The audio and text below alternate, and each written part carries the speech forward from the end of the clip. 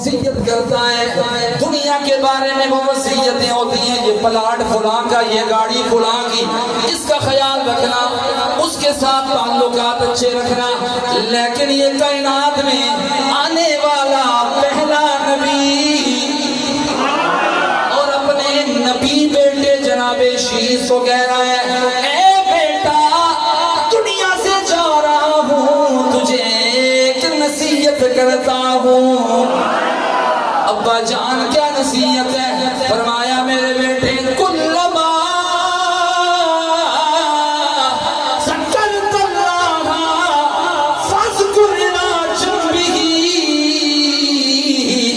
Mohammad